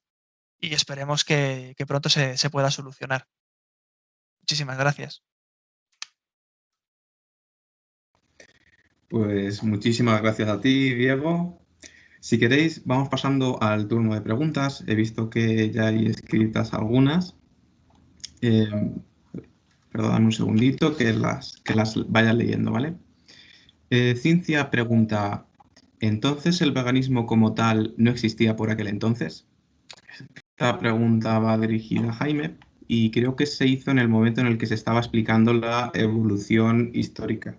No sé exactamente en qué momento histórico, pero si podrías concretar un poquito más, Cincia, también. Sí, claro. ¿Se me puede escuchar? Sí. Vale. porque en el texto de Jaime he visto varias veces la palabra vegetariano, cosas así, pero eso no implica que tenga algo que ver con el veganismo. Entonces mi pregunta es, ¿en qué momento surgió la idea del veganismo en Japón, si es que ha surgido como tal? Sí, bueno, respecto a esto, quizás una cosa que debería haber, desde luego en la versión escrita del trabajo está puntualizado, ¿no? Pero aquí un poco por falta de tiempo, pues tuve que renunciar a ello.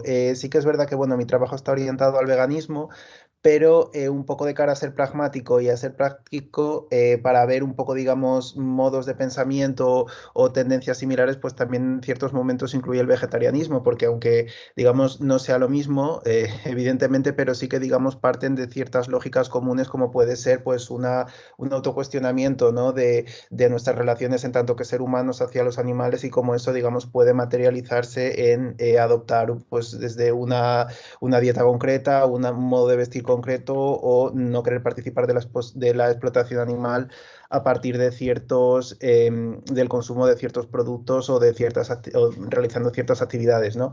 Entonces, bueno, realmente contestar a esa pregunta sí que sería muy complicado, creo yo, porque ahora sí que es verdad que esto realmente lleva pasando desde hace pocas décadas. Tenemos como unas fronteras delimitadas de manera muy clara entre lo que es veganismo, vegetarianismo, incluso si ya entramos en pescetarianos, etcétera, ¿no? O sea, flexitarianos, o sea, hay un montón de tendencias, pero claro, esto digamos que responde más a una manera nuestra de marcar lo que serían los distintos modos de vida o las distintas, porque bueno, quizá más lo flexitariano y demás responde más a dietas que a un modo de vida, digamos, que afecta a todos los ámbitos de la vida, ¿no? Entonces, bueno, yo creo que sería difícil contestar a esa pregunta.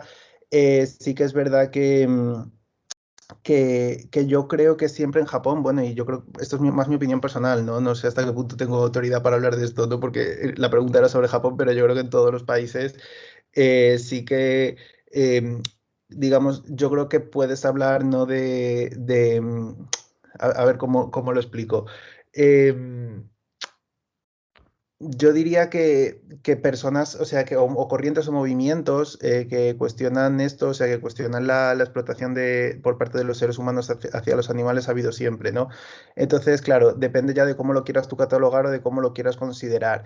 Quizá en aquel momento, o bueno, este autor en concreto hablaba de vegetarianismo de corte occidental y un vegetarianismo nacionalista, digamos, porque es muy difícil incluso de delimitar dentro del propio movimiento quién consume a lo mejor derivados de animales y quién no y demás, ¿no? Entonces, yo creo que quizá la respuesta es, desgraciadamente, que no hay respuesta, sobre todo si estás intentando entender con un marco actual, ¿no? Donde sí que tenemos hasta cierto punto delimitado lo que es vegetariano, vegano, etcétera, e intentas entender otra época. Yo creo que más sería cuestión de ver casos concretos o de personas concretas o de prácticas concretas y ver cómo entienden esas personas concretas su relación con los animales y cómo intentan, cómo se autocuestionan en tanto que seres humanos que se relacionan con ellos y cómo pues deciden actuar de una manera o de otra. Muchas gracias, Jaime. Tenemos otra pregunta para ti y creo que también la podría incluso responder Diego. Y pregunta, entre los sensibilizados a la alimentación sana, ¿no te expresaban preocupación por la contaminación nuclear?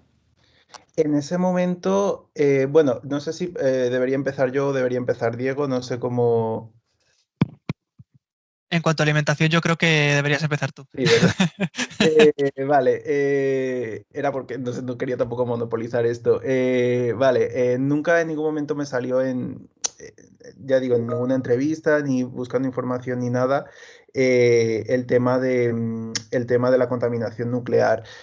Sobre todo de la literatura que leí académica y demás, se habla de que en Japón sí que hay mucha preocupación ahora por la salud, sobre todo por las dinámicas sociodemográficas, ¿no? Es una población muy envejecida y entonces, claro, incluso algo muy curioso, ¿no? Que sí que está pasando en Japón en cuanto a lo que es más el mercado de la alimentación, es que intentan de alguna manera conjugar ciertos productores, ¿no? De ciertos alimentos, intentan conjugar lo que sería una preocupación por la salud con alimentos que intentan venderte, por así decirlo, a toda costa, que sabes que no son buenos para la salud. Estoy pensando, por ejemplo, en el caso de la comida precocinada y demás, está experimentando un auge en Japón precisamente porque por otras dinámicas sociodemográficas distintas, como pueden ser la incorporación más todavía una profundización en la incorporación de la mujer al mercado laboral o el aumento de los hogares unipersonales. Mucha gente no tiene tiempo para cocinar y tira de precocinados. Eso es malo para la salud y eso se sabe, pero intentan vendértelo de tal manera. No hay muchos productos que intentan decirte, bueno, pero los hemos diseñado de tal manera, tal, para que sea bueno para la salud. Entonces, digamos que de la contaminación nuclear así, de eso no hubo nada, pero claro, cuando yo hice mi trabajo era 2019, este tema, a ver, era importante, pero quizás no estaba tan en boga, ¿no? Entonces, pues bueno, sí que es verdad que la sensibilización a la salud y a la alimentación sana estaba muy, muy presente, pero concretamente el tema de la contaminación nuclear no, en ningún momento me saltó, ¿no? En buscando información y haciendo entrevistas y demás. Yo respecto a la contaminación, que es lo que le preocupaba a la compañera, sí que encontré. Porque tenemos que tener en cuenta que aunque yo me he centrado en Fukushima ciudad, Fukushima también es un distrito, pasa como en España, tenemos la Madrid ciudad y Madrid comunidad autónoma. Hablaba anteriormente de las necesidades de la ciudad. Una ciudad también necesita un abastecimiento. ¿Qué pasaba? Que a lo largo, no solamente en Fukushima ciudad, sino alrededor de Fukushima, que podían estar otras ciudades o otros pueblos a kilómetros de la central nuclear, al tener el estigma de Fukushima, se perdió un montón de comida y bueno, de comida, de animales, ya no solamente por la consecuencia directa de la radiación, sino por la falta de consumo de los distritos aledaños. Se estigmatizó todo lo que viniese de Fukushima, no de Fukushima ciudad, sino de Fukushima distrito. Entonces, por eso, una de las cuestiones era hacer también hincapié en esa palabra que hacía referencia a las personas contaminadas por la radiación de Hiroshima y Nagasaki, que no pasara lo mismo a Fukushima, porque había un boicot tremendo a productos del distrito de Fukushima, no de la ciudad.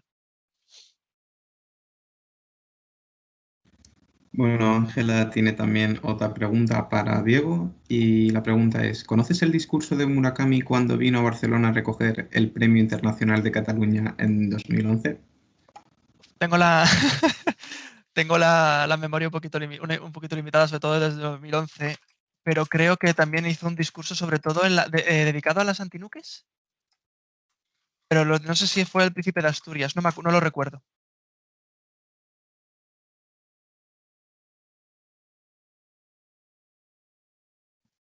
Lo ¿Puedo siento. hablar? Sí, por supuesto, adelante. Sí, no, simplemente es porque, bueno, en línea con lo que Diego ha explicado muy bien, en la idiosincrasia japonesa, cómo el tema del conflicto se gestiona y se tapa. Bueno, es cierto que es así, pero además yo sí que llevo analizando el tema del movimiento antinuclear un tiempo, no solo en relación a Fukushima, sino en relación a Chernóbil y otros casos. Y creo que además de la propia idiosincrasia japonesa, también tenemos que tener en cuenta que hay una campaña muy, muy estudiada, muy estratégica y muy táctica de la energía nuclear, del lobby nuclear. Entonces, creo que es un poco llamativo que si el escritor japonés que más vende en el mundo viaja a un país para que le den un premio y hace un discurso de 11 páginas centrado en el tema del accidente nuclear, y pues es llamativo que el titular en el país sea un soñador Murakami o un compungido Murakami, casi además ridiculizándolo.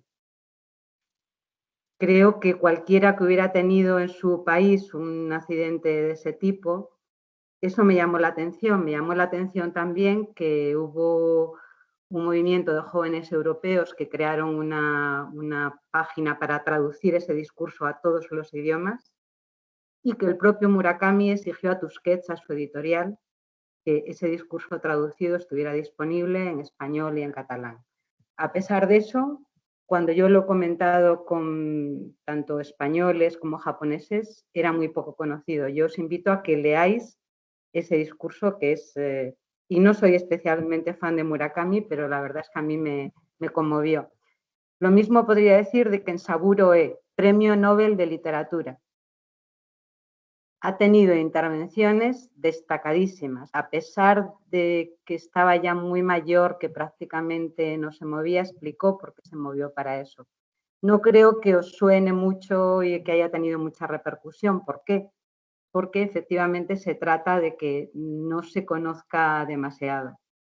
Y por último, también se lo menciono a Diego, que no sé si lo conoce, el libro del profesor Sasaki, Fukushima, Vivir el desastre, editado por Satori, que seguro que es una editorial que todos conocéis, y que es uno de esos japoneses que lo vivió en primera línea, en vivo y en directo, y que llevó la contraria a esa idiosincrasia japonesa de no decir, de no protestar, de callarse.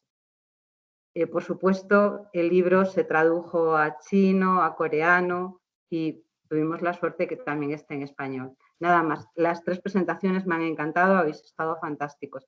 Gracias a los 3. Gracias. A vosotros por invitarme.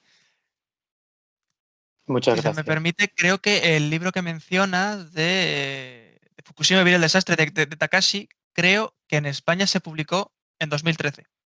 Sí, lo publicó Satori en el 2013, pero era un blog que existía, o sea, el profesor Sasaki, del que era buena amiga, era su blog en japonés. El profesor Sasaki era un profesor de español en una pequeña universidad japonesa y que vivía en Minamisoma, a 25 kilómetros de la central. Su mujer tenía una demencia y entonces les pilló todo pues en esa situación y vivió esa situación en soledad, con la dureza. Entonces él escribía un blog que leían, pues bueno, 4 amigos y exalumnos, y empezó a contar día a día cómo era vivir el desastre nuclear, o sea, de cerca esa situación, escuchando las noticias contradictorias y las mentiras y medias verdades que les iba diciendo la administración japonesa, y cómo él lo vivía con su rabia, con su desesperación, y es una bitácora, realmente un día a día. Es muy interesante, os lo recomiendo mucho porque no solamente habla de Fukushima, sino creo que después de leer ese libro aporta mucho a quien quiera entender Japón. Él era un profesor que se hizo jesuita, se hizo católico, se hizo jesuita, dejó de ser católico, dejó de ser jesuita. Imaginaros una persona en España que ahora tuviera 80 y tantos años y que se hubiera hecho budista a los 19 o a los 20 o eso, pues evidentemente tenía una personalidad interesante y muy crítica con su propia sociedad. También nos tenía muy idealizados a España y habla de España y de la cultura española con muchísimo cariño. Pues muchas gracias, Ángela, por tu pregunta y tu comentario. Si tenéis alguna pregunta, recordad que también la podéis poner en el chat o lanzarla por el micrófono, como queráis. Yo, si se me permite hacer un pequeño apunte a Ángela, que efectivamente el libro de Takashi Sakashi no lo conocía, me lo he apuntado muy fuerte. No obstante, al ser libros que son testimonios, no voy a tirar un poco balón fuera, pero no me dejaban mucho tocarlos a nivel académico. En este caso concreto de este TFG, una de las piedras angulares fue el manifiesto de Makoto Yuasa, que escribió en 2011, que literalmente era una sinopsis de la circular que distribuyó entre las diferentes dependencias gubernamentales transversalmente en calidad de coordinador de acciones ciudadanas, de solidaridad, apoyo y voluntariado a través del Colegio Nacional de Asistencia Social, que fue lo único así que me dejaron meter mano a nivel académico.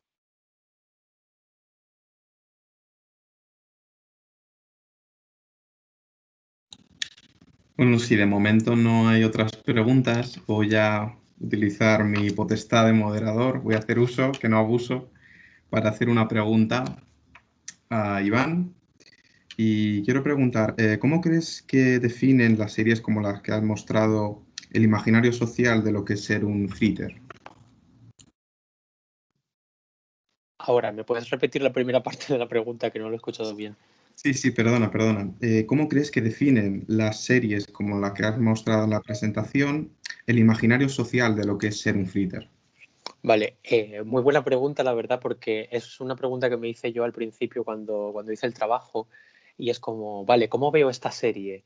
¿Como una serie que ha impactado en el imaginario social sobre lo que es ser un fritter o como un resultado de, el imaginario social que hay sobre lo que es un fritter en la sociedad japonesa? Y, y la verdad es que la serie esta creo que es del año 2010, o sea, ya bien entrado, ¿no? O sea, bien entrado en la primera parte del siglo XXI, ¿no? Ya llevamos 10 años ahí, ya se habían experimentado, ya se sabía de lo que eran los fritters, ¿no? Habían empezado ya a finales de los años 80. Eh, entonces, pero todavía queda un poco más, ¿no? La sociedad estaba cambiando, estábamos entrando en el siglo XXI, las nuevas tecnologías, tal, cosas. Entonces yo digo, pues yo creo que son ambas, ¿no? Es un poco el recoger un poco lo que es lo que hasta ese entonces había vivido en la sociedad japonesa e intentar proyectarlo hacia el futuro como algo positivo, porque lo que vemos en la serie es como al final al chico le va todo bien a pesar de los prejuicios que hay dentro de la sociedad. Al final se termina comprando una casa, termina teniendo una vida normal, normal entre comillas, ¿no? Digamos, teniendo este tipo de trabajos. Entonces es el recoger lo anterior, el plasmarlo dentro de la serie, los prejuicios y lo que se entiende en la sociedad japonesa como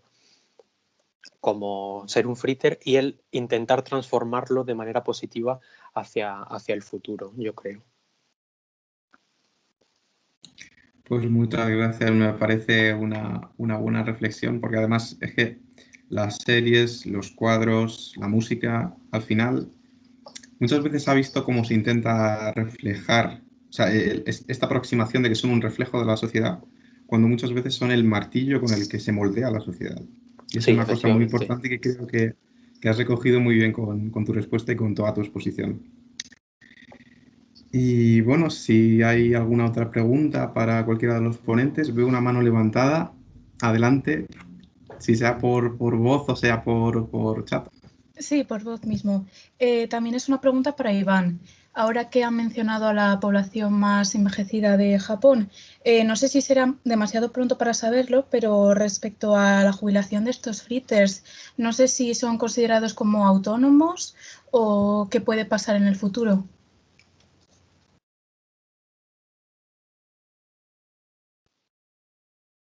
Perdón, que estaba con el micrófono apagado. Muy buena pregunta también porque es verdad que, bueno, en Japón, como en cualquier otro país, en la mayoría de países existen los contratos laborales, existe una mínima, no una mínima, sino una contribución a la seguridad social que es bastante diferente a la que tenemos aquí en España, pero que también existe, ¿vale? Y un sistema de pensiones y cosas así. Pero sí que es verdad que es un caso excepcional el caso de Japón y es que contra lo que nosotros podemos pensar aquí en España de lo que es tener un trabajo, aunque sea a tiempo parcial, que aquí necesitas un contrato laboral sí o sí, en Japón realmente tú cuando estás trabajando a tiempo parcial, realmente las compañías, las empresas no necesitan, o sea, no necesitan hacerte un contrato laboral para que tú estés trabajando allí. O sea, tú realmente contactas con esa empresa, con esa compañía que tiene un puesto de trabajo y tú accedes allí, vas, cobras, muchas veces es en mano, te cobras en mano, otras veces es un cobro por cuenta bancaria y todo eso. Pero es que es lo que digo, es que muchas veces es que ni siquiera hay un contrato laboral de por medio, muchas veces es de palabra, de llamar por teléfono y al día siguiente te plantas allí y empiezas a trabajar. Entonces, eso de cara a la jubilación y tal, pues es verdad que se pierden mucha contribución a la seguridad social, mucha contribución al sistema de pensiones y va a ser un problema de cara al futuro, porque probablemente los que están ahora, los que son jubilados ahora, pues se mantienen con lo que es la reserva de pensiones que hay en la actualidad, pero de cara al futuro, para mantener a toda esta gente que no ha realizado una contribución a la seguridad social japonesa, pues puede ser que sea un problema. No lo he estudiado, la verdad, no he intentado llegar a más allá, pero es muy, muy interesante para intentar estudiarlo. Te animo si quieres estudiarlo. Muchas gracias. Pues muchas gracias. Diego acaba de avisar de que tiene que marcharse y en nada vamos a cerrar. Si tenemos alguna última pregunta, alguien que se haya quedado con las ganas de preguntar o algo.